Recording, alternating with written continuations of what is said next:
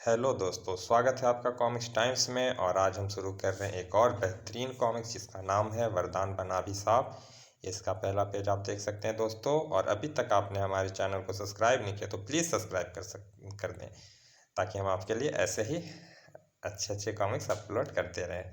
चलिए शुरू करते हैं बिना समय गंवाए। उस रात कृष्णा नगर में सब लोग गहरी नींद में सोए हुए थे कि समुद्र में तीव्र हलचल उत्पन्न हुई। देखते देखते बहुत से राक्षस समुद्र से निकलकर किनारे पर आने लगे। समुद्र से निकलकर सब तेजी से कृष्णा नगर की ओर बढ़े। पलक झपकते ही राक्षसों ने नगर के मुख्य द्वार को तोड़ डाला, बड़ाम। और नींद के आगोश में सोए शांत नगर में भयंकर तूफान उठा दिया। भागो भागो, राक्षस आ गए। अगले क्षण नगर में भीषण तांडव चल रहा था। चारों ओर स्त्री पुरुष की चित्कार, बच्चों को रोना सुनाई दे रहा था। हाय मरा, बचाओ माँ, भागो। कुछ ही देर में भयंकर राक्षस अनेक लोगों को मारकर बहुत से स्त्री पुरुषों को उठा ले जा रहे थे। बचाओ, हाय मरी, मुझे छोड़ दो। और फिर देखते ही देखते राक्षस उन लोगों के लिए हुए समुद्र में समाते चले गए। गड़प नहीं, बचाओ, हाय। समुद्र के बीच गहरे पानी में उन राक्षसों की बस्ती थी। वे लोगों को अपनी बस्ती में ले जा रहे थे। गड़प गड़प गड़प। और कुछ देर बाद उन्होंने सब लोगों को अपने राजा शस्त्राबली के सामने पेश किया। महाराज की जय हो। कृष्णा नगर से आज इन लोगों को पकड़ा गया है। हा हा हा हा हा। कृष्णा नगर के लोग बहुत स्वस्थ और सुंदर होते हैं, उन्हें खाने में बहुत आनंद आता है। इधर लोगों ने जब राजा सारंगधर से राक्षसों को के आक्रमण और लोगों को पकड़ ले जाने की बात कही तो हम अपने सैनिकों से सब सुन चुके हैं, लेकिन आप लोग चिंता ना करें। लोगों की सुरक्षा के लिए रात को नगर में सेना को तैनात किया जाएगा। सुबुक तभी राजा सारंगधर ने अपने सेनापति उदयराज से कहा, सेनापति, शाम होते ही नगर के मुख्य द्वार के पास भारी संख्या में सैनिकों को लगा दो। हम स्वयं भी रात को नगर में घूमकर सुरक्षा व्यवस्था देखेंगे। जो आज्ञा महाराज, मैं स्वयं सैनिकों को लेके जाता हूँ। अगली रात नगर में सेना की सुरक्षा पर लगाया गया था। नगर के प्रमुख प्रमुख द्वार पर हाथियों पर सवार सैनिक पहरा दे रहे थे। स्वयं राजा सारंगधर उस सुरक्षा व्यवस्था को देख रहे थे। राक्षस अब नगर में प्रवेश नहीं कर पाएंगे। लेकिन रात होते ही भयंकर राक्षस मुख्य द्वार को तोड़ते हुए नगर में प्रवेश कर गए। हा हा हा हा हो। तेजी से हाथियों को आगे बढ़ाकर सैनिकों ने आक्रमण किया। चिंगार मारो, चिंगार घेर लो। सैनिक अधिक समय तक उन राक्षसों को नहीं रोक सके। कुछ ही देर बाद राक्षस बहुत से सैनिकों को मारकर उनके सैनिकों को उठाकर ले जा रहे थे। बचाओ, ओह नहीं। उनके जाने पर ओह, हम राक्षसों को नगर में प्रवेश करने से नहीं रोक सके, लेकिन कल रात हम उन्हें समुद्र से निकलते ही मार डालेंगे। सेनापति, कल शाम होते ही समुद्र के किनारे अपने सैनिकों की को सुरक्षा पर लगा दो। सैनिक नाव में सवार होकर तैयार रहेंगे और समुद्र से निकलते ही राक्षसों को मार देंगे। अगली शाम समुद्र किनारे का दृश्य बदला हुआ था। समुद्र के किनारे भारी संख्या में सैनिक खड़े हुए थे और सतह पर दूर तक नावों से सवार सैनिक दिखाई दे रहे थे। सूरज डूबते ही राक्षसों ने निकलकर शुरू किया था कि नाव में सवार सैनिकों ने उन पर आक्रमण कर दिया। मारो मारो। सैनिक राक्षसों को किनारे की ओर नहीं आने देना, उनके उधर आते ही आक्रमण शुरू कर देना। लेकिन किनारे पर खड़े सैनिक अभी राक्षस पर आक्रमण शुरू कर पाते कि राक्षस नाव को उलटकर सैनिकों को पकड़ने लगे। मारो, बचाओ महाराज, हमें किनारे से आक्रमण शुरू कर देना चाहिए। ओह, यह क्या, राक्षसों तो नाव को उलटकर सैनिकों को पकड़ रहे हैं। और अगले ही क्षण किनारे खड़े सैनिकों ने आक्रमण शुरू कर दिया। मारो मारो, किसी राक्षस को जीवित नहीं जाने दो। भारी आक्रमण के बावजूद राक्षस बहुत से सैनिकों को पकड़ कर ले गए और निराश होकर सारंगधर को लौटना पड़ा। लौटते समय ओह, राक्षस फिर हमारे सैनिकों को उठाकर ले गए और हम कुछ भी ना कर सके। सेनापति, हम आज ही महर्षि मृत्युंजय के पास जाएंगे, वही हमें इस संकट से मुक्त कर सकते हैं। अगले दिन राजा सारंगधर ने महर्षि के पास जाने के लिए प्रस्थान किया। एक एक पहर की यात्रा करके वे सब महर्षि मृत्युंजय के आश्रम पर पहुँचे। महर्षि प्रणाम। आओ बस राज्य में सब कुशल मंगल तो है। महर्षि भयंकर राक्षसों ने हमारा जीवन दूभर कर दिया है। 2 दिनों से राक्षस हमारे सैकड़ों लोगों को उठाकर ले जा चुके हैं। भयंकर राक्षसों का प्रकोप राजन, वे राक्षस कहाँ से आते हैं? महर्षि वे सब राक्षस समुद्र से निकलकर आते हैं। लगता है समुद्र में उनकी कोई बस्ती है। तो ठीक है मैं सूर्य यज्ञ करके उन राक्षसों को मारने की शक्ति प्राप्त करूंगा। और फिर सब तैयारी पूरी कर। अगले दिन महर्षि मृत्युंजय ने सूर्य यज्ञ प्रारंभ किया। सूर्य देवाय नमः, सूर्य देवाय स्वाहा। यज्ञ पूरा होते ही सूर्य देव प्रकट हुए।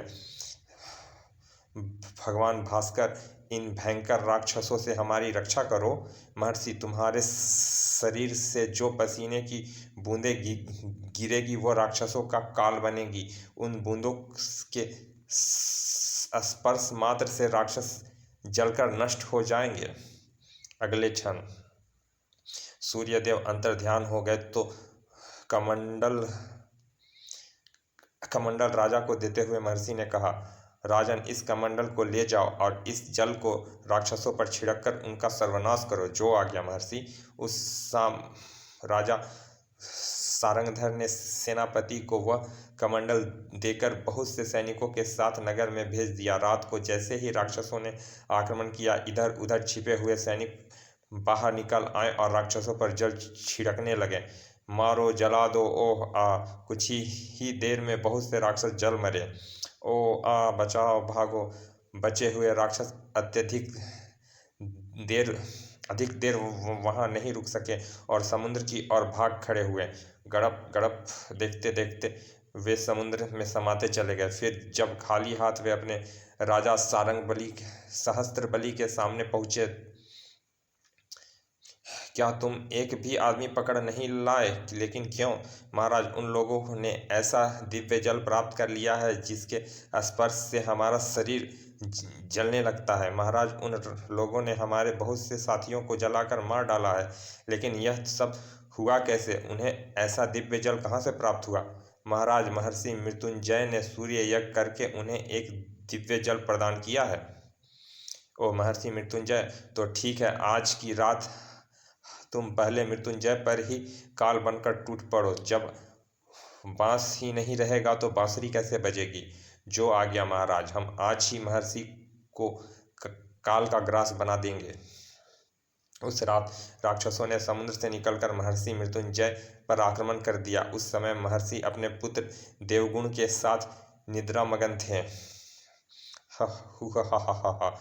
बाबा उठो, लगता है राक्षसों ने आक्रमण कर दिया है। ओह, अब क्या करेंगे? हमारे पास तो कमंडल का जल भी नहीं है। कुछ ही देर में राक्षसों ने कुटिया को नष्ट कर दिया। तभी राक्षसों ने एक भारी चट्टान महर्षि की ओर उछाल दिया। ओह, इससे पहले कि वह भारी चट्टान महर्षि पर गिर पाता, त्रिशूल से स्पर्श करते ही चट्टान टूटकर बिखर गया। राक्षसों ने देवगुण पर पत्थरों की वर्षा कर दी। ओह, देवगुण ने दूर भागकर अपनी जान बचानी चाहिए। ओह, लेकिन राक्षसों ने उसे पेड़ के नीचे दबाकर मार डाला। और जब महर्षि ने देवगुण की मृत्यु देखा तो वह चीख उठे, नहीं, मैं एक भी राक्षस को जीवित नहीं छोड़ूंगा। और क्रोधित होकर उन्होंने त्रिशूल से प्रहार किया। प्रचंड अग्नि बिखेरता त्रिशूल राक्षसों की ओर बढ़ा। भागो, जान बचाओ। त्रिशूल की प्रचंड अग्नि से राक्षस अपने को नहीं बचा सके। उनके शरीर जलने लगे तो वे समुद्र की ओर दौड़ पड़े। बचाओ, ओ भागो भागो। और फिर अथाह जल राशि में प्रवेश कर गए।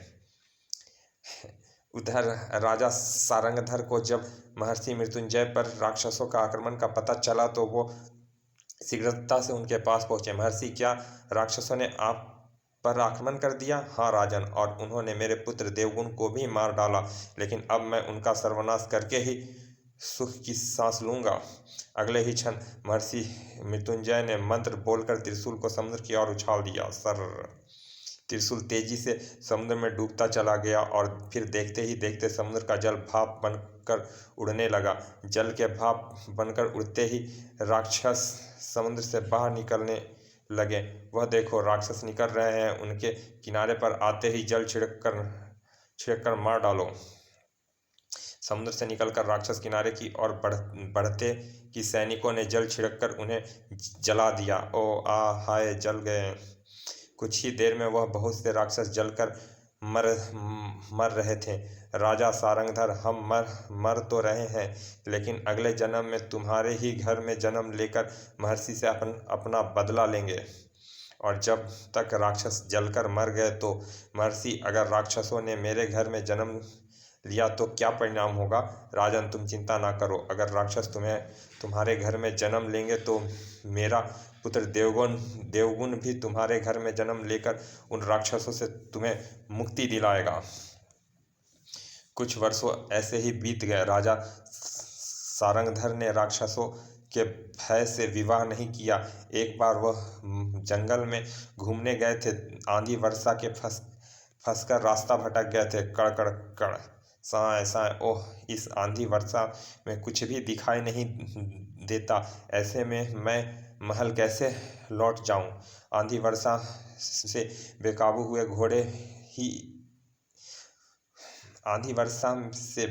हुए घोड़े दौड़ते ही चले जा रहे थे। हिन हिन हिन, ओ। और फिर थक हार कर राजा ने घोड़े की लगाम को भाग्य के भरोसे छोड़ दिया। वर्षा बंद हुई तो दौड़ता हुआ घोड़ा एक कुटिया के पास जाकर रुक गया। राजा की दृष्टि कुटिया के बाहर खड़ी लड़कियों पर पड़ी। इस घने जंगल में दो सुंदर युवतियां अवश्य ही किसी ऋषि मुनि की कन्याएं होंगी। यह नवयुवक अवश्य ही कोई राजा प्रतीत होता है। कितना सुंदर नवयुवक है। रथ से उतरकर राजा उन लड़कियों के पास पहुंचा। मैं कृष्णानगर का राजा सारंगधर हूँ। आंधी वर्षा से भटककर यहाँ आया हूँ। क्या रात भर के लिए कोई आश्रय मिलेगी?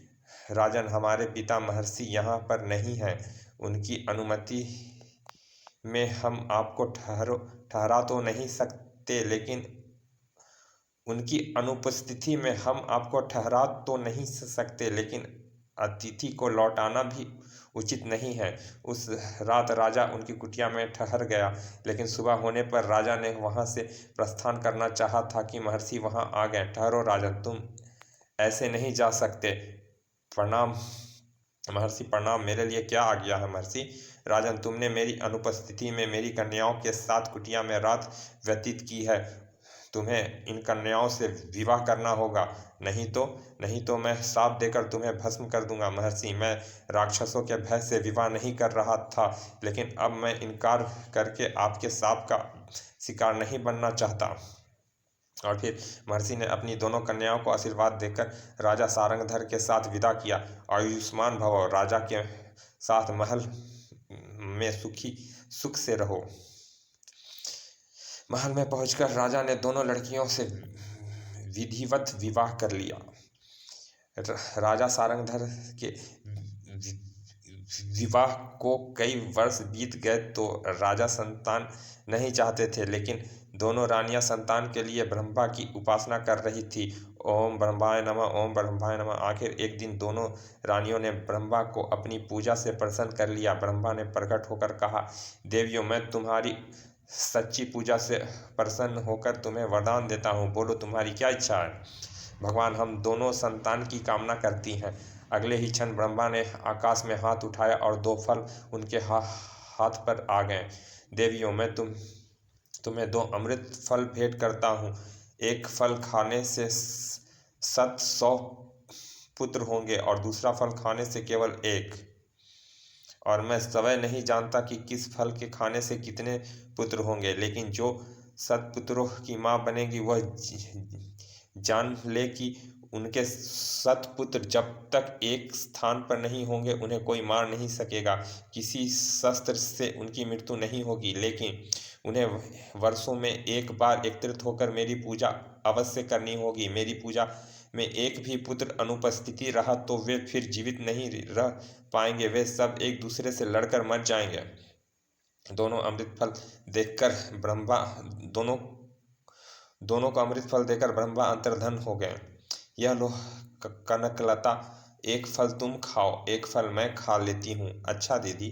और जब कुछ दिनों बाद रानियों ने राजा सारंगधर को गर्भवती होने की सूचना दी तो ओह स्वर्णलता, कनकलता, यह तुमने क्या किया? अगर कहीं राक्षसों का शाप सच निकला तो? महाराज, हमें ब्रह्मा ने वरदान दिया है, हमारी संतान राक्षस नहीं हो सकती। यह सब भविष्य के गर्भ में छिपा है, पता नहीं क्या होगा। और फिर निश्चित समय पर बड़ी रानी स्वर्णलता ने 100 पुत्रों को जन्म दिया। दूसरी रानी कनकलता के एक पुत्र ही उत्पन्न हुआ। धीरे धीरे सतपुत्र बड़े होने लगे। किशोर होने तक सतपुत्र बहुत उद्दंड, क्रूरता और अत्याचारी बन चुके थे। उनकी क्रूरता को देखते हुए लोग उन्हें सतकेतुओं के नाम से संबोधित करने लगे थे। ओह सतकेतु आ रहे हैं, सतकेतु भागो, सतकेतु आ रहे हैं। जहाँ से सतकेतु गुजर जाते थे अपने पीछे विनाश छोड़ जाते थे। हाय, मैं बर्बाद हो गया, ओह मेरा पाँव टूट गया। चलिए दोस्तों, इस कॉमिक्स का पहला भाग यहाँ समाप्त करते हैं। मिलते हैं इसके दूसरे भाग में। और अभी तक आपने हमारे चैनल को सब्सक्राइब नहीं किया तो प्लीज़ सब्सक्राइब कर दें। चलिए मिलते हैं इसके दूसरे भाग में, तब तक के लिए धन्यवाद, विदा।